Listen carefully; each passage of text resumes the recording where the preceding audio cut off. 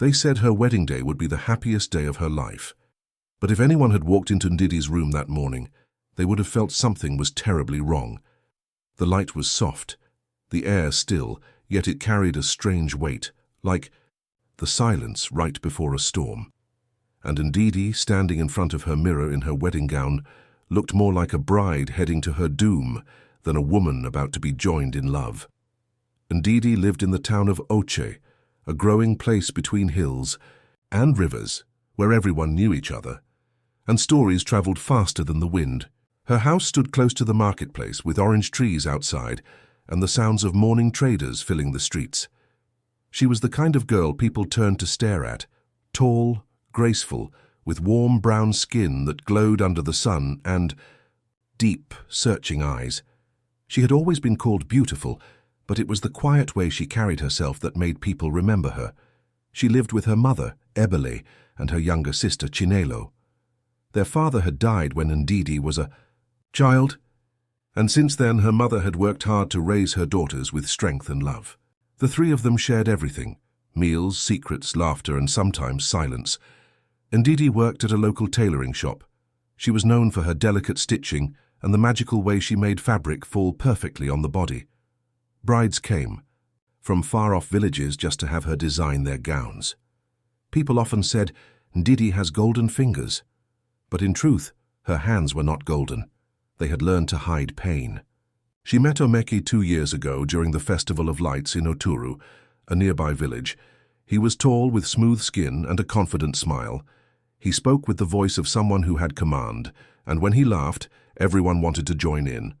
He was the kind of man who filled every room he entered. He had come from a wealthy family in Oba, a town known for its powerful elders and proud traditions.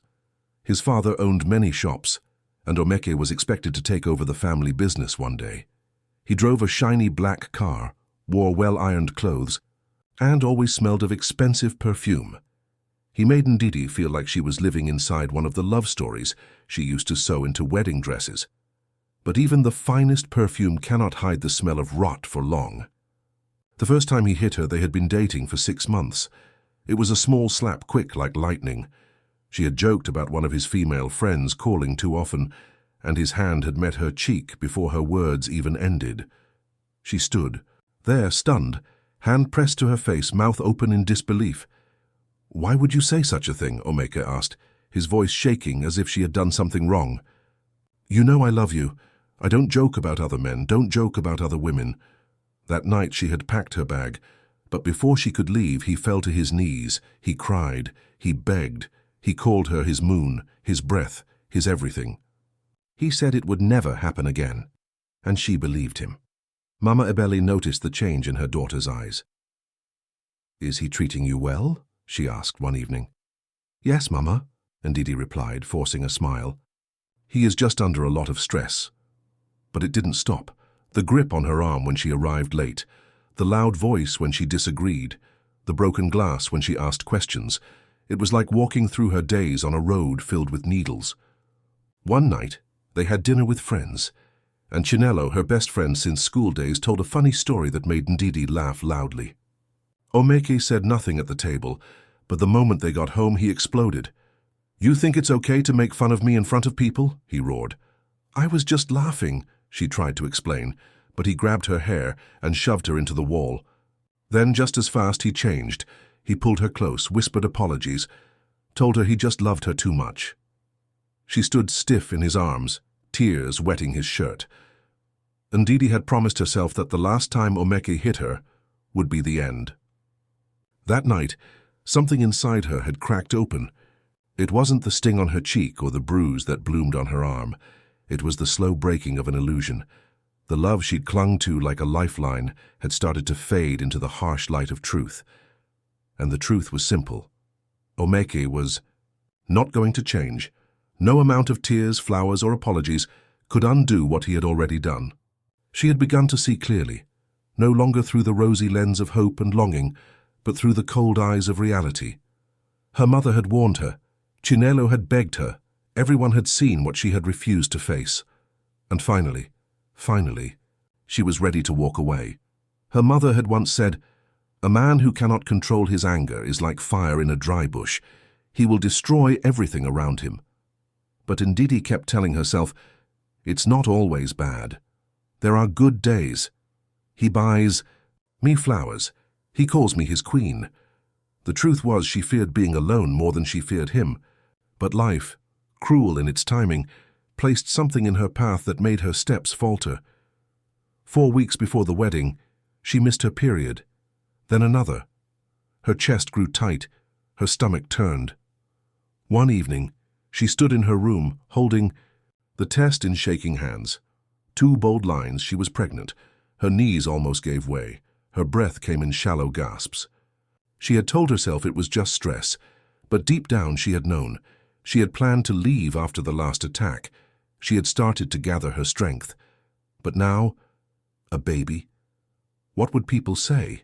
What would her mother say? Did you hear? Ndidi is pregnant and not married. She has brought shame to her family. She was too desperate for love. Ndidi closed her eyes tightly. She could hear it all, the whispers, the looks, the pity masked as advice. Her heart pounded. Could she really raise a child alone? Could she bear the shame, the loneliness, the struggle? Her phone vibrated, jolting her back. Omeke's name lit up the screen. Her thumb hovered over the red button. She wanted to ignore it. She wanted to run. But she didn't. Instead, she answered. "Hello?" Her voice was barely a whisper. "My love," came his voice, low, rich, familiar. The same voice that had once lulled her to sleep with sweet promises. The same voice that had thundered through their fights like a storm. "I need to see you," she said, surprising even herself. There was a pause. Then, "Come over." She didn't know what she hoped for. Maybe that the baby would change him. Maybe that he would become gentle, become the man she used to dream of. Maybe this child would fix what love alone could not. When Ndidi stepped into Omeke's apartment, her whole body was tense. She had practiced this moment in her head again and again. She had chosen her words carefully, planning how to break the news gently, how to keep him calm. But no plan could prepare her for the fear that came from sitting face to face with a man who could flip from charming to cruel in seconds. He was lounging on the sofa, a drink in hand, one leg crossed over the other. He looked up and smiled. "You look serious," he said, a hint of amusement in his tone. "I have something to tell you," she replied, sitting at the edge of the chair like a guest in a stranger's home. He raised an eyebrow. "Go on." She took a deep breath. "I'm pregnant." The silence that followed was heavy. He stared at her. His expression didn't change. The only sound was the faint hum of the refrigerator in the kitchen. Then he laughed. Not a joyful laugh, a flat, dry sound that sent chills down her spine. "Pregnant?" She nodded, her hands clenched tightly in her lap. He set his glass down and rubbed his forehead. "Are you sure?" She pulled out the test and placed it on the table. 2 pink lines. Omeke stared at it, then tossed it aside like it meant nothing. "This is bad timing," he muttered. Her throat tightened. "What do you mean?" He stood up and began pacing. "We're not ready for a baby. I'm not where I need to be financially. You're still trying to build your business. A child will slow us down. Slow us down." His words stabbed at her. Her eyes burned. "So what are you saying?" she asked, voice trembling. He looked at her, then away. "I know a doctor. It can be taken care of quietly." Her breath caught. "Taken care of?" "Ndidi, listen," he said sharply. "This isn't the time for a baby. We need to focus. You know how I get when things become stressful." She flinched. He didn't have to explain. She remembered all too well what stress turned him into. She stood slowly. "I'm keeping the baby." His jaw tensed. His hands curled into fists and then uncurled. For a moment she thought he might hit her again, but he didn't. He turned his back. "You're being selfish." "No," she said, her voice stronger now. "I'm protecting this child. I won't end its life because it's inconvenient for you." He laughed bitterly. "You really think you can do this alone? You'll regret it. You'll see." She picked up her bag and headed for the door. "Maybe I will, but I'd rather regret walking away than regret staying." She stepped out into the night, the cool breeze hitting her skin like a blessing. A voice inside her whispered, "You should have left long ago." 5 days passed, each one heavier than the last. She hadn't spoken to him since that night. Then, he called. "Ndidi," he began, his voice softer than she remembered. "I was in shock, that's all. I didn't know what to say. But I've been thinking. I love you. I love this baby. I want to do the right thing." Her heart beat faster. Was this it? Was this the moment things would finally turn around? "I want to build a family with you," he said. "I can't imagine doing it with anyone else." Ndidi didn't speak right away. Part of her wanted to believe him. Part of her clung to hope like a child clings to a mother's hand in a storm.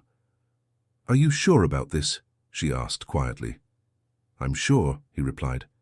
"No more fights, no more anger. Just us. And our baby." She closed her eyes. The little girl inside her still longed to be loved, to be chosen, and maybe, just maybe, this time would be different. So she said, "Okay."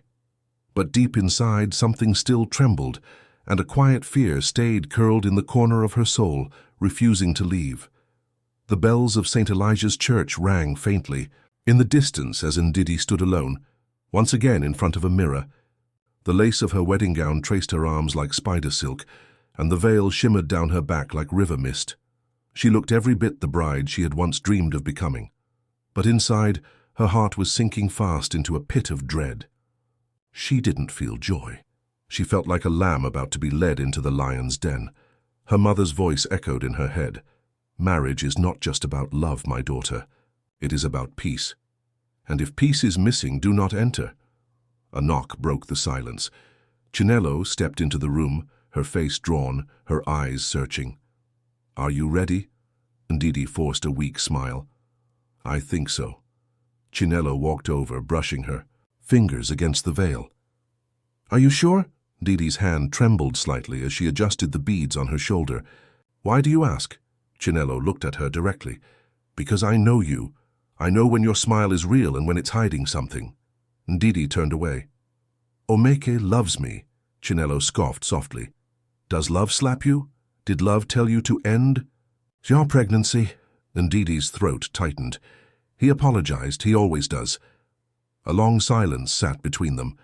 Chinello's voice dropped low, gentle but firm. "I know you're scared of being a single mother, but Ndidi, there are worse things than raising a child alone." Ndidi turned to her friend, her eyes desperate. "Please don't do this now." Chinello sighed, then asked the one question that cut deeper than any insult. "If you had a daughter in your shoes, would you tell her to go ahead and marry him?" Ndidi froze, her breath caught. The answer slammed into her like thunder. No, she wouldn't. But before she could respond, there was another knock. Her mother's voice came from the hallway. "My daughter, it is time." Chinello searched Ndidi's face one last time, hoping she would change her mind. Ndidi didn't. She turned away and whispered, "Let's go." The church was beautiful. The walls were decorated with marigolds and hibiscus. The air carried the soft scent of frankincense and the sweet hum of wedding hymns. Guests sat in their finest attire, fanning themselves gently in the warm afternoon breeze. Everything looked perfect, but Ndidi's legs felt heavy as she walked down the aisle. Each step forward felt like walking deeper into a river she could not swim. Omeke stood at the altar, smiling wide, but his eyes were cold, empty, dark. Her mother sat quietly in the front row, her hands clasped tightly, her eyes glassy. She had pleaded, she had warned, but Ndidi had insisted. The vows were spoken, the rings exchanged. "You may kiss the bride," the priest said. Ndidi's heart whispered, "This is not peace." But she ignored it. She kissed her husband and stepped into the storm she had been warned about. The honeymoon suite overlooked the ocean. The room was dressed in soft candlelight. Rose petals lined the bed. Everything looked like a dream. But dreams are not always sweet. Omeke walked in behind her, pulling off his tie. He poured himself a glass of whiskey from the bar, then turned to look at her. "Mrs. Omeke," he said with a smirk. Ndidi forced a small smile. "That's me." He sat on the bed and patted his lap. "Come here." She hesitated. "Let me freshen up first." His smile faded slightly. "Freshen up?" "Yes," she said, already moving toward the bathroom. But before she reached the door, his hand caught her wrist. His grip was tight. "Are you okay?" he asked, eyes narrowing. She nodded quickly. I just want a moment." He pulled her closer. "You're acting different." "No, I'm fine." He studied her, then asked, "Did Chinello say something to you before the wedding?" Her heart thundered. So he had noticed. "She didn't say anything serious," she lied. "Just emotional talk." He stared a moment longer, then slowly let go. Ndidi stepped into the bathroom, shut the door, and leaned against it. Her hands gripped the sink. Her reflection stared back, pale and unsure. Why am I so afraid? He hasn't done anything. Not yet. But she had learned his rhythm. Sweetness, suspicion, explosion. She splashed her face with cold water, whispered to herself, "You chose this. This is your husband now." A knock on the door made her jump. "Come out," Omeki called. Calm voice, but there was an edge to it. She stepped back into the room. He was on the bed, holding his glass. "Who was that man at the reception?" Ndidi blinked. "What man?" "The one who hugged you. Who is he?" She frowned, confused, then realized. "Kwame? He's my cousin, my mother's nephew." Omeki's jaw tensed. "Cousin?" "Yes." Omeki's eyes narrowed, and the edge in his voice turned sharp. "Stop lying to me. That was no cousin. Don't insult my intelligence." Ndidi took a cautious step back. "It was nothing, Omeke. He's family. You're overreacting." Omeke slammed his glass down on the bedside table. The loud crack made Ndidi flinch. Her breath hitched. "So now you're going to tell me how to feel," he snapped, rising to his feet with slow, heavy steps. "You're my wife now. Do you understand that? You belong to me." Ndidi's heartbeat thundered in her ears. She took another step backward, instinctively moving away from him. "Omeke, please, not tonight." "Not tonight?" he repeated mockingly, his face twisting with anger. "Do what, Ndidi? Ask my own wife who she was letting wrap his arms around her like a whore?" The word hit her like a slap. Her eyes welled with tears. "You're drunk," she whispered. He let out a harsh, cold laugh. "Drunk? No. I'm just making sure my wife knows her place." Ndidi shook her head, trying to keep her voice steady. "Omeke, I'm pregnant. Please, just stop." His expression didn't soften. Instead, it ignited more rage. "You think I care?" he spat. Before she could move, his hand struck her face. The blow knocked her back, sending her crashing into the edge of the bed. A sharp, stabbing pain shot through her abdomen. "Omeke," she cried, clutching her stomach. "Please, the baby." But he wasn't done. He marched over and grabbed a fistful of her hair, yanking her upward like a rag doll. "I warned you," he snarled. "I warned you that you'd regret ever talking back to me." Tears streamed down her face, mixing with blood. "Please, the baby." But her plea only enraged him more. His fist rose again. Then everything went black. The only sounds in the suite were the distant crashing of waves and the shallow, panicked breaths of a man who had just crossed a line he could never return from. Ndidi lay motionless on the cold marble floor, her wedding gown stained with blood. Omeke stood over her, chest heaving, hands trembling. His mind was spinning. This wasn't supposed to happen. He hadn't meant to kill her. He had just wanted to scare her, to remind her of who was in charge, to punish her for making him feel small. But now she wasn't moving. He stared at her still body, his eyes tracing the delicate lace torn at the shoulder, the way her hand rested over her belly. The baby. He dropped to his knees, panic washing over him in cold waves.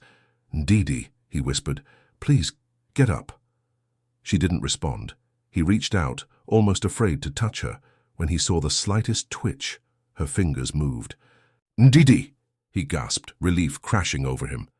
She wasn't dead. Her eyelids fluttered open, her lips trembled. Her eyes found his, and in that moment, something changed. There was no fear in her gaze, only hate, pure, burning, unforgiving. She tried to speak, Blood dripped from the corner of her mouth. She couldn't form full words. "I'm sorry," Omeke whispered, reaching for her. Her voice came out weak but clear enough. "You will suffer."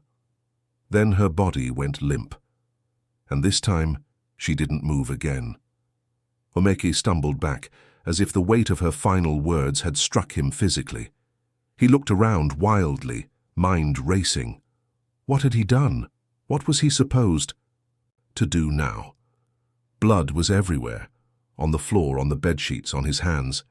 He couldn't let anyone see this. He grabbed a blanket and covered her body, pacing the room like a trapped animal. His thoughts raced: run, lie, hide, clean up, anything. Then a knock, firm, measured, deliberate. His head snapped up. He glanced at the wall clock, 2:47 a.m. "Mr. Omeke?" A man's voice came from behind the door. "This is hotel management. Is everything okay?" Omeke's heart slammed against his ribs. He quickly wiped his face and forced himself to sound calm. "Yes, everything's fine," he called out. Another knock followed.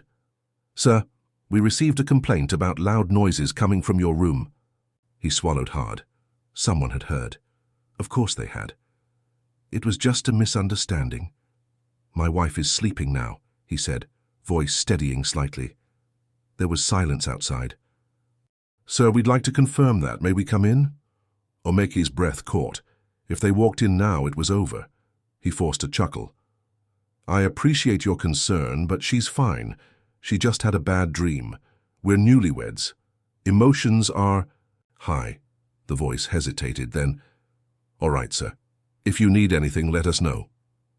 He listened as the footsteps receded down the hallway. He had bought time, but not much. He turned back to the blanket. Ndidi's hand, her delicate, bloodied hand, was peeking out from underneath. He moved to cover it again, but as his fingers touched hers, he shivered. They were ice cold. A violent image flashed in his mind, her smiling on their first date, the way she had defended him to her friends, how she had cried and stayed over and over. And now she was gone, a lifeless body, a memory. Another knock broke the silence. Louder. "Mr. Omeke," the manager's voice again, this time firm. Omeke's mouth dried up. "Yes," he called out. "We need to see your wife now." His body went cold. "She's asleep. We received another complaint. This time someone reported hearing a woman scream." His hands trembled. "She had a nightmare, that's all." Whispers came from behind the door. "Sir, please open the door." Omeke panicked. He looked around. His eyes landed on her phone beside the bed. What if she had texted someone? He grabbed it, unlocked the screen, scrolled fast. Nothing. No. Outgoing calls.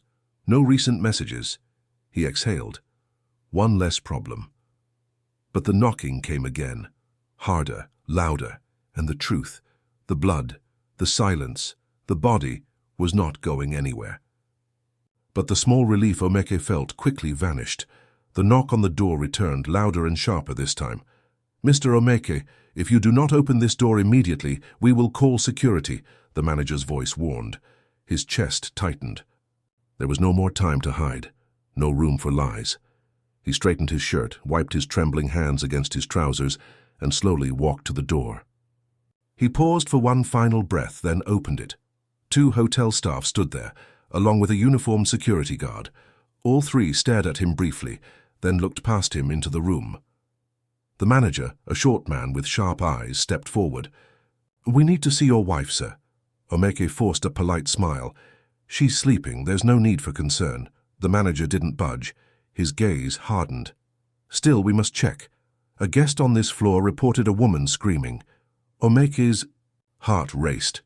He stepped forward slightly, trying to block their view. "Look, I understand your concern, but we just got married today.